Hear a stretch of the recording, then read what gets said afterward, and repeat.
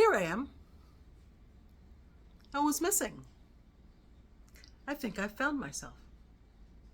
Hi, I'm Shania. Welcome to my channel. Welcome back if you're returning, and welcome if you're new. So, I'm not going crazy, I think. I was debating on whether I wanted to do this video because it is personal. But I think that women need to hear it. And since I was pondering what I was going to say to you guys between 2:30 a.m. to 4, it was coming into my head. And I'm like, yep, got to have the conversation. Got to talk about it. So, I'm happy to see me again. I'm here talking to you. Last week was the week from the hot place. It was no bueno. It was not good for me. I am going to be 51 next month. And I'm having this conversation because I want my girls, my nieces, my goddaughter, all the women in my life to have this to come to when they go through life's changes that they're lucky enough to get because they were born a girl. Yeah. This perimenopause is no joke. It really is. It is frustrating. It is stressful. It makes you feel like you're not you. Now, I don't mean that in a Sybil kind of way. And if you don't know who Sybil is, look it up. If you do, comment that you do in the comment section. Last week, start of the week, I was good. I did a video in regards to saving money, one of the things I'm super passionate about. And my week kind of got a little functified. It was a rough week. So I had a plate and 9 screws put in my ankle in 2018. And I never usually have issues with it. Some swelling if I'm on it a lot. But for the most part, there's really no kind of pain. And I've been having painful sensations. And I went to see the orthopedic, and he's like, oh, all of your hardware is intact. I wouldn't do anything with that. You may have deferred pain, and it shouldn't get worse. Well, it did, but in different ways, because the pain that I went to him for was no longer there. Then I started getting a different pain. And it was scaring me. And it was hard to walk down the stairs for a second. And then that went away. And then, I started getting like nerve pain where it was making my toes numb. So that was fun and new, right? At the same time, I'm going to say, based off of past experiences over the last several months, that my hormones are shifting. Now I am at a place where I could be sitting in a chair and I get this rushing feeling of heat throughout my body. I've never been a sweater, so I don't get like hot flashes in a sense. I mean, this may be a hot flash since I've never been through this before in my life. I can only tell you that it feels like an extreme warmth from my toes to my head that lasts for a few moments and then subsides. My husband has always been a person that is hot at night, and I was always freezing. Now I'm throwing the blanket off, not sweating, but like really hot. Maybe a little bit of moisture, but for the most part I'm hot. And when he looks at me and he says, I can't believe I'm under the covers and you're not. So that is just more validation that the things that I'm experiencing are not going on in my head. Last week was tough. And it's tough because I like myself. Not in an arrogant, conceited kind of way. I like the person that I am. I like having good energy. I like having positivity. And last week, especially this weekend, I was tired. I was moody. Not in a moody where, they think I'm going to, turn into the Texas Chainsaw Massacre murderer. But moody as in my feelings, like not in a good mood. So I was supposed to go to a retirement party. And if you know anything about me, you know I love a good time. And more than a good time, I love a good meal. And I had already paid for the plate. And, it was a good friend that was retiring from work. And I would normally go. I can tell you that Saturday, all I wanted to do was get under covers and just stay there. And I laid in my recliner all day, and I was miserable. But being a mom and a wife, I put the mask on to try to be the most positive version of myself that I know myself to be than the person who felt like a wet mop. I wanted to get under the covers. I probably watched a series on Netflix, probably watched some YouTube videos, and just didn't want to do anything. I had no appetite. I love my husband is amazing. Like, he checks on me and he's like, "Oh, I wish there's something I can do." "Oh, are you feeling good? Are you okay?" And he's very attentive in that way and understanding. And I think it's because he grew up around so many women that he doesn't look at this part of my life as a negative thing. But then there's the internet, guys. I have a love-hate relationship with the internet. First, I'll tell you the things that I hate. I hate that it lets people be cruel to others. I hate that the worst examples of people tend to show up. I hate that people compare themselves to other people without realizing that they are the perfect version of themselves as to who they choose to be. I don't like the cruelty. I don't like the negativity. I don't. But what I do love about social media is that you learn so much. Excuse me.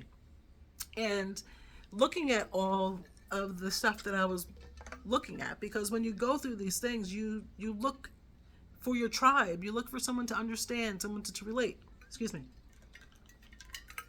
And for some people, their experience of perimenopause is completely different than maybe what I'm experiencing. So, when I talk to my friends, I'm like, "Oh, my mother never told me it was going to be like this. This is some bull. Mother never told me that." And my friend says, "Yeah, but maybe she only had hot flashes." Well, I think that for years and years, women were told that hot flashes, being erratic, angry, crazy people, was what menopause was. Now, menopause is a date that happens after 12 consecutive months of Aunt Flo not showing up. My Aunt Flo tends to like me and doesn't want to leave completely, so she'll knock on the door and say, "Hey, still around a little bit," and then she'll go. So what my friend was saying, she's like, "Well, maybe our moms didn't know that that's what they were experiencing." And it breaks my heart. It does, because I've probably said this in another video, that so many women were given shock treatment. So many divorces have happened because of the change that women go through. I think there is a zero tolerance meter that is on overdrive, where maybe you put up with a lot of things in the past, but you wouldn't anymore. I think that it's easy for a partner, if they've never had these conversations with the women in their life, or make it a point to try to learn, they don't understand what you're going through. So unfortunately, a lot of relationships, end for those reasons. And I'm sure there's other things, but that's what comes to the top of my head. So I'm like, God, do I really want to get on YouTube and talk about how this sucks? When I'm such a positive person. I am positively positive. But there are some things I don't have control over, and my hormones are one of those things. Now, I have mentioned that in the past that I've went to a doctor, and the first thing that they said was, "Well, we don't believe in hormone replacement therapy." Okay. There are some vitamins out. I did order a vitamin estrotone or something that's supposed to come in the mail. I'm going to give it a shot and see how it is. So anyway, I go through these couple of days of just misery. I couldn't think to say, "Oh, you know what? I want to do a YouTube video. I haven't done a video in a few days." No, I didn't, because I really didn't feel that my energy was there physically or mentally to get on here and to have a conversation. But I'm like, at 2 o'clock this morning when I woke up, I'm sitting there thinking, you need to talk about this. Women need to talk. And I'm a huge proponent of that. And one of the reasons why, the main reason why I do YouTube videos is so that women have someone that can validate what they go through and that they can learn from, so that when they experience life's changes, the evolution of life as we evolve with grace, hence the name of my channel, that they know that they're not alone and it's not in their head. So I go on the internet and, the next weird sensation that I have, or, I have numbness or what on my toe. I had it on my toe, but I used some KT tape and my ankle's doing a lot better. Thank God. I found a doctor yesterday. Anyway, I digress. It is a struggle, because if you can go on the internet, and there's some male doctors that go on there and they talk about menopause, and they tell you the signs of menopause, and then they tell you the effects of menopause. And my Lord, some of that stuff that I read, that I listened to, makes us sound like we are falling apart. Just broken parts. Things don't work the way they used to. Your skin is dry. All these horrible things. And you're like, holy crap. This is what I have to look forward to? Why would anybody want that? Why would anybody want to hear a list of things about you that some people find funny, or some people could just be cruel about? And you look at this list and you hear these things, and as much as it's wonderful to know that what you're going through, other people have gone through, it is so demeaning, like sad, because you were born to be able to bring life into this world. Hopefully you had the ability to, and there's some of us that don't, but the way we were born is what dictates this particular life experience. So there's no not going through it. There's no holding it back. Maybe some situations are milder than others, which I really hope for your sake, when your time comes, or your time already came, that it is not horrible. It is not an awful experience. I don't want to be a Debbie Downer. So, what's good about this? Because I always try to find a silver lining to a dark cloud. A silver lining to a cloud. Perspective. Okay. What's good about this? What's good about you going through maybe hot flashes, forgetfulness, brain fog? Woo! Yeah. You think you couldn't remember why you went to that aisle in the supermarket before? Just wait. Right? So, forgetfulness. My mouth, I'm a talker. My mouth could always go faster than my brain. So what I find is that I'm talking, and I'm saying things, and my brain doesn't catch up now. Sometimes it doesn't catch up. Again, I noticed the effects of this during certain periods of the month. So if I had to guess and look back, I would say it's the week before Aunt Flo should have shown up, which back in the day we experienced, when I said back in my day, before this time, experienced PMS. Those are premenstrual syndrome symptoms. My timing makes it seem as if the hardest week for me is the week before I'm supposed to get my friend. She's no friend. Friends like that, who needs enemies, right? I'm grateful that it's not all month long. I'm grateful that I don't feel like that all the time. I feel like it's just down in the dumps, for a better way to explain it. Just like you get sick of yourself. I don't start yelling at people. I am hypersensitive at that time. I'm very hyper aware of people's breathing, their chewing, the sounds that they make, all that. I'm more attuned to it. But my brain still knows that you don't want to hurt anybody's feelings just because it's irritating you. You get to get up and remove yourself from it. My baby's over here. He wants some attention. Hi, handsome.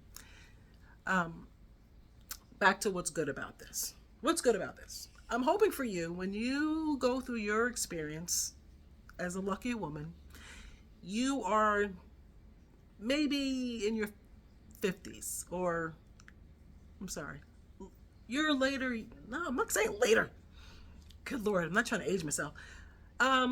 Your maturity level, yeah, your maturity level has changed. And for you, I hope that your children are in a position where they're a little bit more self-sufficient, because it gives you opportunity to kind of baby yourself, give yourself that self-love that you would give somebody else.